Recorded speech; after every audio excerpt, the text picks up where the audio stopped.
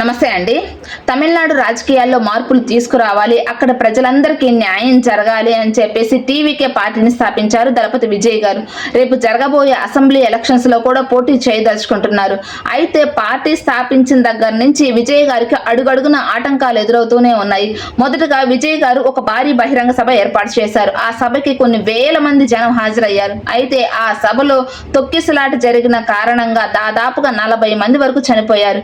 ఇప్పుడు ఆ ఇష్యూ నుంచి బయటపడక ముందే మళ్ళీ విజయ్ గారు నటించిన జననాయకన్ సినిమా రిలీజ్ కాకుండా కోర్టులో కేసులు వేసి మరీ అడ్డుకుంటున్నారు. ఎందుకంటే అది విజయ్ గారి లాస్ట్ సినిమా, ముఖ్యంగా మెసేజ్ ఓరియంటెడ్ సినిమా, పాలిటిక్స్ కు సంబంధించిన సినిమా అయ్యేసరికి విజయ్ గారి సినిమాని రిలీజ్ కాకుండా కోర్టులో కేసులు వేసి మరీ అడ్డుకుంటున్నారు.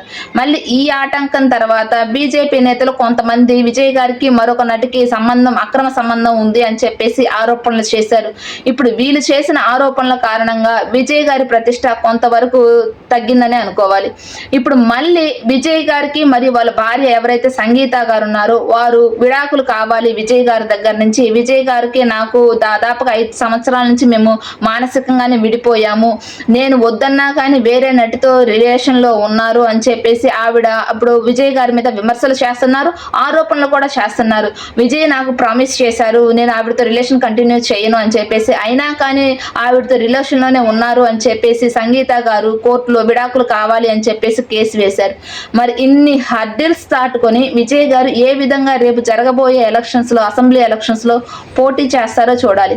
ముఖ్యంగా మరి తమిళనాడు ప్రజలు విజయ్ గారిని ఆదరిస్తారా, లేదంటే విజయ్ గారు ఇప్పుడు ఈ మీద వచ్చిన విమర్శల్ని నిజంగానే సీరియస్ గా తీసుకొని రేపు ఎలక్షన్స్ లో మరి విజయ్ గారిని ఓడిస్తారా అనేది వేచి చూడాల్సిందే. ముఖ్యంగా విజయ్ గారు తమిళనాడులో ఒక స్టార్డమ్ ఉన్న ఒక హీరో. మరి ఆ స్టార్డమ్ అనేది అతనికి పాలిటిక్స్ లో కూడా ఉపయోగపడుతుందా లేదా అనేది వేచి చూడాల్సిందే. రేపు జరగబోయే అసెంబ్లీ ఎలక్షన్స్ లో రిజల్ట్స్ వచ్చేంత వరకు ఏమంటారు? కామెంట్ చేయండి. వీడియో నచ్చితే లైక్ చేయండి, సబ్స్క్రైబ్ చేయండి. Thank you.